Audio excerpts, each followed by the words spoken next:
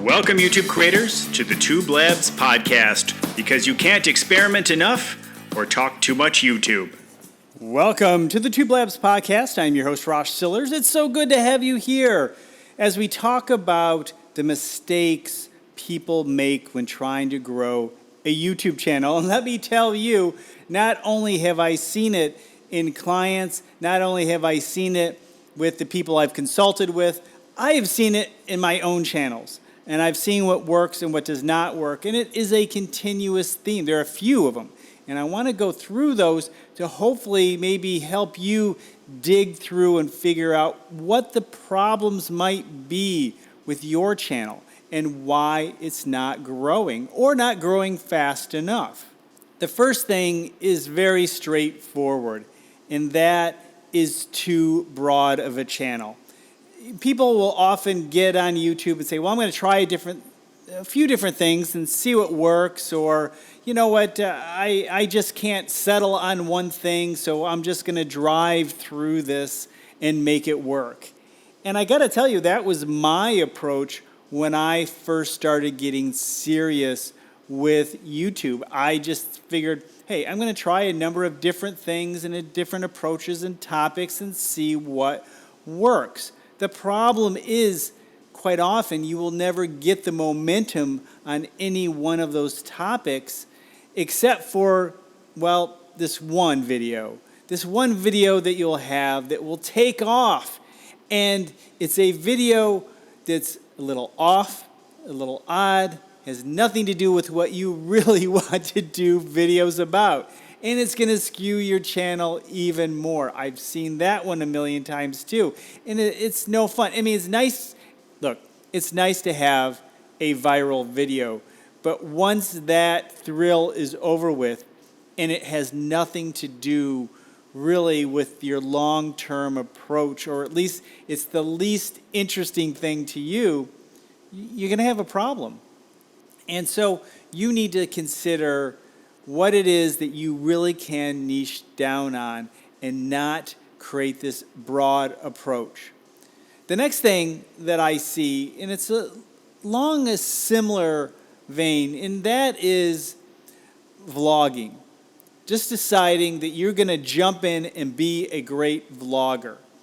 That's tough to do. Even tougher than if you had a niche that you have a lot of information about, something that you can share good quality information about regularly.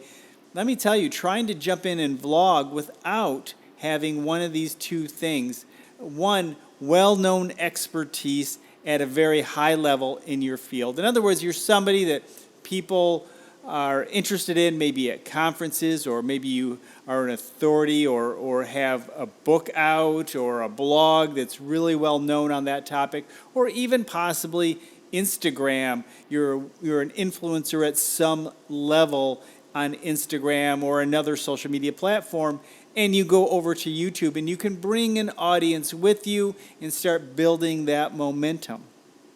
But that's hard to do. The other thing is being famous already. And that's similar to what I was just saying, but that can be industry specific, where being famous could be someone who has had a TV show, been in the movies, done something that's very well known and that people would be interested in watching or earning more or getting more information, or just interested in the daily life. Because quite honestly, nobody's really interested in my daily life. Seriously. I mean, I work at an agency, my own agency, and if you're an agency owner, you might find some tidbits that would be helpful once in a while, but the day-to-day life of Rosh Sillers is not that exciting to most. And so having a successful vlogging channel would be really tough. Now, if you have an amazing personality, can bring humor, and really have a presence on video from the start, look, it is possible, but it is really hard. And I would recommend that you find your niche first. Maybe down the road, you want to broaden out into more of a vlogging channel, and you can test those waters down the road. There's nothing wrong with having that goal, but don't start there. it's most likely not going to work. Yes, there is that rare occasion that it does, but you have to have something really special to make that work starting out of the gate.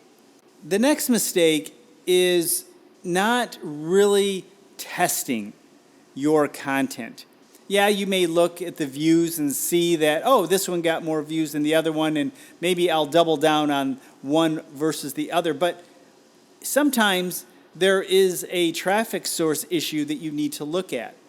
So one thing that I see that a lot of people are doing that they really need to pay attention to is consider their traffic sources. That's super important. But there's also something else I think that's important in the testing. And people just don't test. They want to create content and they just throw it out there without a plan or understanding what is really happening. So the test mechanism that I recommend the most, and a lot of actually YouTube educators recommend, and I think it's amazing that this option is there in your YouTube analytics, and that is grouping. Grouping videos together. Now this has been an option for quite a while, even before the new YouTube Studio. It's important to be able to put groups of videos together based on different criteria. And so if you want to test a series of maybe 5 videos, maybe a certain niche or a style, maybe you want to test a talking head video versus a more action-oriented, even vlog-ish kind of a video, or maybe it's all B-roll with voiceover. I mean, there are many ways, animations. It all depends on your niche. But you can test the different types of videos against each other and see how they perform. There are many metrics now within YouTube Analytics that can show you how your videos are performing compared to the previous day. The first 24 hours, I think, is a great metric. But being able to compare videos based on the themes, but not just that. You can also compare your videos based on thumbnails or style of thumbnail, or maybe length. See which videos seem to perform better based on length. Any criteria that you can think of, you can create groupings of. You just select the videos you want to compare to, and you can compare them as an ongoing thing that you're looking at, or just as going through your archive and comparing what you've done in the past and see what has worked using different metrics that you can compare to versus click-through rates or watch time as a whole or average view duration. These are all elements that we know that are important, but when we can compare these groups, it really can help us narrow down to what is truly working for our audience. Next has to do with equipment. And yes, equipment can have value in the production of what you're trying to create, but sometimes I think people, new YouTubers especially, put too much emphasis on their success based on the type of equipment they generally don't have, and think that that's going to be the thing that's going to get them where they want to go. Now, it is true that a nice camera can help in some ways, and good lighting is very helpful, especially great audio is super important. But technology is so advanced now that a phone will do amazing work, and you can create absolutely phenomenal videos with your creativity just using your phone, your camera phone. So don't think it's all about the equipment. You can and you should improve over time, and you'll notice that many successful YouTubers have done just that. But the thing is, you don't know what equipment you need until you start to record. And when you record, you'll start to notice, oh, you know what? Maybe I do need better lighting over here. Now, that's not going to necessarily improve your views and new subscribers immediately, but over time it will offer a good foundation of production quality that people, your viewers, will expect from you, and they'll know you as a higher quality production down the line. But not everybody is looking for that high quality production. Sometimes they just want to laugh. Sometimes they're just looking for the information and don't care much about the flash. The key here is to not let equipment stop you from starting and creating more videos, or just thinking that that is the reason why you may or may not be reaching your goals. The next thing is something I am certainly guilty of, and that is dealing with thumbnails. I have a system that I use to create thumbnails that helps me create thumbnails a little bit quicker. But you know what? A good quality thumbnail most certainly plays a big role to get people to click on your video. It doesn't guarantee success, but a good thumbnail will give you a chance to get people's attention. Success comes in after they click that thumbnail and they watch your entire video. But if you have a great video and no one's clicking on it, it's also just not going to be a success. So making thumbnails a last-second idea, or the thing you do while the video is uploading, once again, guilty. Guilty as charged. I have spent more time on thumbnails and had great success, and there's many times I've just been rushed because I am busy. I run an agency. I am doing many different things throughout the day that pushes me to rush through those thumbnails sometimes. And there are times I just have to step back and say, look, I need to do a better job at developing this thumbnail, so I will wait until tomorrow to publish the video, to give me more time to work on this thumbnail, because it's that important. Even better, it's important to create multiple thumbnails and choose from those different thumbnails based on maybe a survey. You can use social media to develop a survey. Which one? Go into a group or a forum that people are familiar with you and they do the same thing, like what might be the best thumbnail. There are a number of groups that will allow you to do that, and that's not a bad way to go. But you can talk to the people around you and say, which thumbnail would you click on? That's important, because if you just create one thumbnail, well, then you have one shot, and it better be right every time. Sometimes the creative process just takes a few incarnations of your idea. So create your first idea and then springboard off of that and try another idea, or change some colors around, change fonts around if it's not part of your design, your logo or look that people recognize. Sometimes changing a font around or colors around can be very helpful, or trying different types of imagery. There are many ways to approach your thumbnail, but you do still want to have some type of consistency, something that's recognizable, like a logo, throughout your thumbnails. And the main reason is because you want people to recognize your work quickly. Because when they are looking on their homepage or the sidebar with suggested videos, you want people to recognize, oh, another one of your videos. If they liked your last video, well, YouTube is now suggesting another video, and if they see an element that translates quickly in their brain and it says, oh, there's another one of Sam's videos, I want to see another video of his or hers, well, then that is the trigger that'll help increase that click-through rate, because they already enjoy your work. You're just making it easier for them to find you in a crowded scene of other videos. The next mistake I see is not giving it enough time. A lot of times we think that, wow, it's taken weeks to get any momentum, or it's taken months to get momentum. Well, let me tell you something. It takes years for many people to get momentum. I have had the opportunity to consult with a few YouTubers who started in the fall and around Christmas, and they have 10,000 subs already.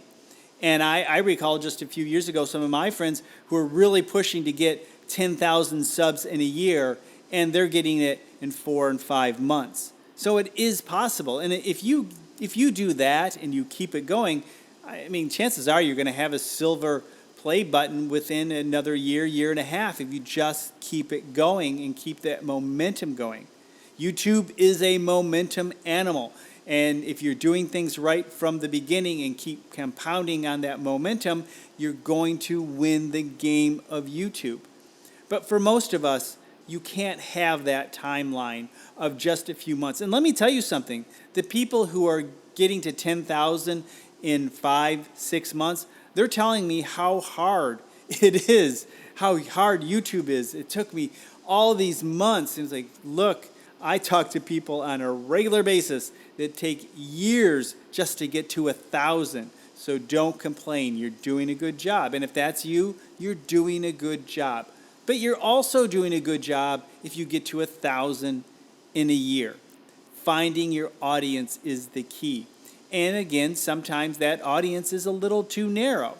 And sometimes that audience is a little too broad. So you need to figure out that sweet spot. And some YouTubers are lucky enough to get it right out of the gate. And some YouTubers, you just don't know where they came from.